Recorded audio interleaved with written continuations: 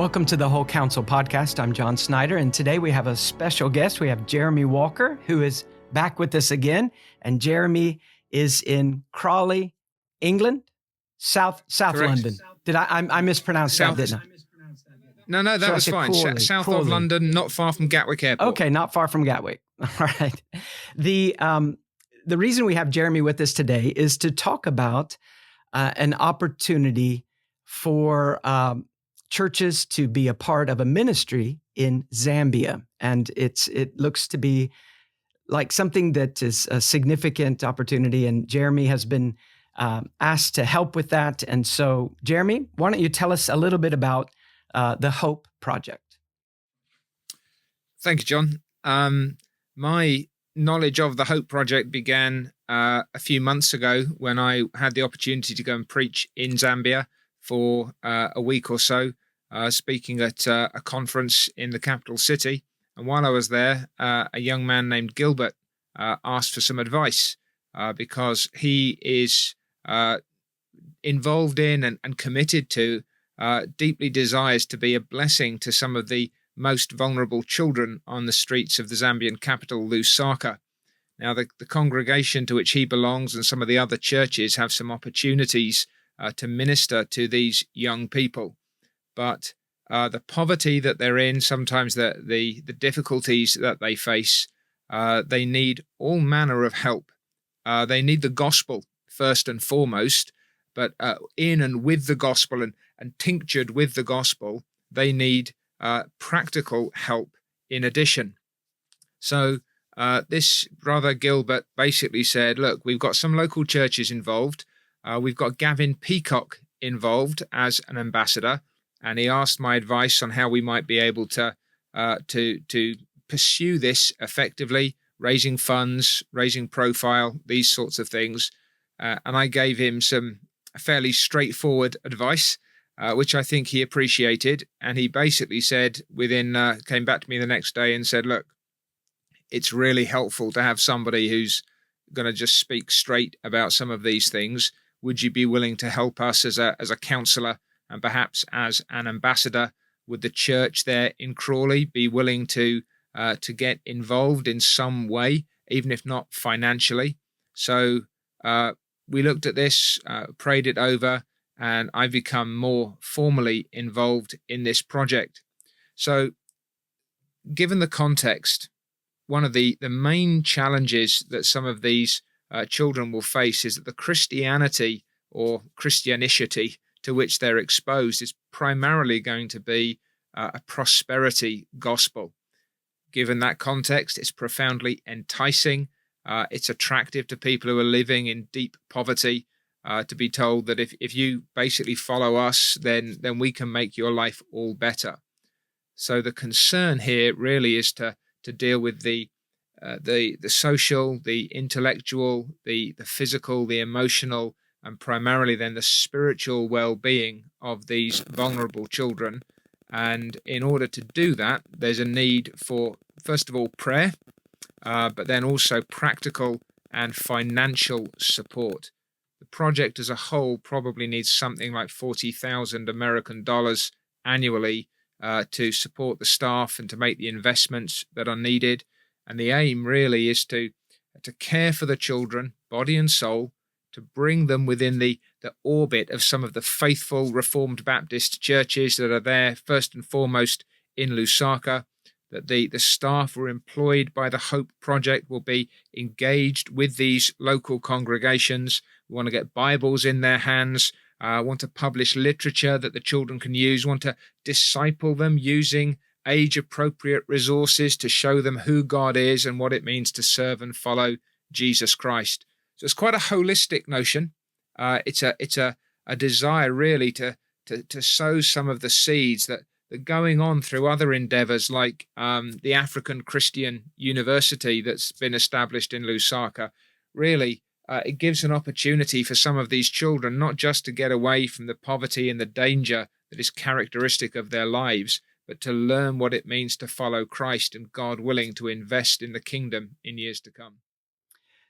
So where can they go to get information on this if they are interested, if folks want to look into it further. I know that there is a small video that you sent us a couple of months ago that described that kind of fourfold holistic approach to helping the children. And it mentioned giving, I think it was $35, individuals that might commit to give $35 each. And yes, I think it was $35. I think we may now be saying sort of 40 for 40 or something like that, but $40 toward the 40,000. Of course, if you can give 4, we'd take 4.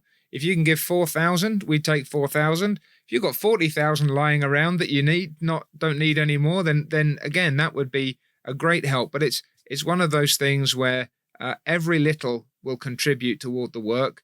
There is a Hope Project website. There's also a GoFundMe page. If you search for the Hope Project, and the full title is Help the Hope Project Care for Vulnerable Children. But if you know who Gavin Peacock is, he's got a short video on there. I've recently done a brief video. Not sure if they've put that up yet. There's another one from a man in country. There's one from one of the local pastors who's working with this Hope Project. So if you can find that, Gavin Peacock's video on the GoFundMe page, the Hope Project website, those are the places where you'll be able to start tracking things down. Yeah, and we'll put the links to both of those in our show notes. Jeremy, you mentioned that there is a holistic approach. Can you kind of fill in some more detail about exactly when they get the children and they look at all the needs that are involved? What are some specific things that they do to help these young people? Well, the first and great need is the spiritual one. So evangelizing and discipling children from the youngest age. And there's a range of different opportunities that they have for that. And again, it's going to be in connection with local churches. So they're not parachuting in and just doing a bombing a Bible study in there and then hoping that something happens. They're going to make sure that the staff are integrating these children and their families with meaningful and substantial and stable assistance. But it includes everything from one-on-one evangelizing and discipling. There are Bible studies that they can do. They have Wednesday chapels, class devotions, because that's tied in with the educational, the intellectual development. And it's going to be individual contact as well, because the people who are working with these children are going to be in those communities, dealing with people day by day. Your computer likes that. I know. Jeremy, just now your computer gave you a thumbs up, and we've been trying to get that to quit doing that, but I think that's hilarious. Have you told your computer that you need affirmation? Yeah, I'm a very needy person, Okay. John. So every so often, my computer just gives me a round of applause or a thumbs up, and it really brightens up my day, makes everything feel so much better for my life. So spiritual things. But there are and and there are things that, for example, Behold Your God produces, and not just the basic Bible studies that have been done in the past, those Behold Your God materials, but some of the other things that you've developed that we briefly talked about off camera and you thought might be useful in this context. Yes, apparently you mentioned that the leaders of the ministry have some awareness of the studies and are interested in what would fit with what they're doing. And probably the children's material that was finished last year, Behold Your God, Seeking Him Early, that takes the first 2 adult Behold Your God studies, which deal with how do we go all the way back to who God is, and then that transforms how we think of each area of the Christian life. And specifically in the second study, when we speak of these attributes of God, do we really think of them in a way that the Bible presents them, and gives us an opportunity to kind of do a deeper dive into that? But the Behold Your God, Seeking Him Early, for ages from age 5 to 11, 3 different groups there. Yeah, I think that kind of material is something that could help. There are other mini studies, in the book of Judges. Jordan Thomas recently finished one on treasuring Christ together as churches.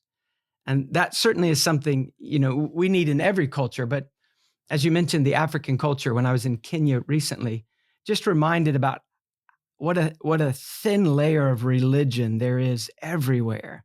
So that, every barber shop, every mechanic, every taxi, it seems like they have a religious name, Jehovah Taxi, God will bless you barbershop, kind of a thing. And, a very superstitious, kind of a shallow grasp of who he really is and what he gives when he gives us himself, rather than coming to him to get food this week, which is, like you mentioned, understandably, that would be an attractive half-truth. So I think those studies could help with the local churches. Let me ask you, you mentioned that the local churches are working in conjunction with this. So is there any specific group of churches, or is it, biblical, even evangelically biblical churches as a whole? So the churches in Zambia that are involved, there is a healthy Reformed and Baptist church scene across Zambia in God's kindness. And it's mainly those congregations that are involved. So you've got Maidenbower Baptist Church, they're sort of supporting from the outside. Calvary Grace Church, which is where Gavin Peacock is currently based, they're supporting from Canada. And then you've got Silverest Baptist Church, Cabanana Baptist Church, and Hillview Baptist Church. So those, as I understand it, are the three local congregations that are helping to oversee this in country. There's a board of advisors. There are executive advisors. The intention is to make sure that this is well run not just from if you like, a professional standpoint, but also overseen by gospel men who are concerned to make sure that these things are done in a way that glorifies God, so that spiritual foundation is clear and it's firm. And then on top of that, you've got the intellectual concern. Academic training is a huge influence, not just in terms of being able to then find a route out of the poverty, but also an environment in which some of that spiritual instruction can be given, being able to read and understand the Word of God. There's opportunities for care and counsel. Some of these children are in situations where it's not just their bodies that are in danger, but their minds and their souls are being afflicted, and the advice, the counsel, the emotional care that is taken of them is so vitally important. And for some of them, it literally is about keeping body and soul together. So there's the physical needs, and some of that is medical, some of that is physical education, some of it is the simple provision of the necessities of life. And that whole package together then, God willing, will be a means of glorifying God in the lives of these children, connecting them with and seeing the kingdom come in some of these local congregations. And Lord willing, in due course, some of these boys and girls growing up, going on, and then being able to reinvest, looking back behind them and saying, well, look how God has blessed me. I now want to be a means of doing good to others. And as I mentioned before, we live in a world where in order to do that, money is required. And whatever anybody is willing and able to give will be gladly received. You've mentioned before the sort of 40 for 40 idea, that if enough people can give just $40, then we can get toward that 40,000. I think that to me works better than the 35, but I think I'm down for 35 on the Hope Project already, but I can boost that. Yeah, whatever anybody's able to give. And again, all of this helps not just with the staff, but with resources in country and out of country in order to help serve God and care for these boys and girls. Well, Jeremy, thank you for helping us understand and making us aware of the Hope Project and how folks can help if they're interested. And we hope that they will pray and consider. It's easy to, be kind of consumed with our own problems in where we live. Certainly American churches I think are, for the most part, quite generous. But it is easy when things, become frightening in their moral decline in the nation, or, when you see the world's shift.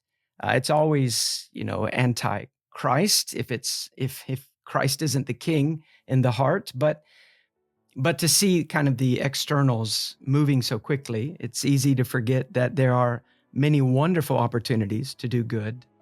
And we don't want to miss those because we're, lying around kind of licking our own wounds and talking about how bad things are. And the great thing is, this isn't just assuaging our consciences by chucking money somewhere far away and hoping it does good. One of the reasons why I'm appreciating involvement in this kind of project is that I know some of the men who are pastoring these churches. I've met the people who are involved. There's a credibility and stability here. We are equipping people on the ground who know the situation, who I trust are going to use those resources wisely and well, overseen by other faithful people. I wouldn't be involved if I didn't think that this was a credible gospel project. And I'm glad to have the opportunity to commend it. I really appreciate you giving the time. Yeah, well, thank you.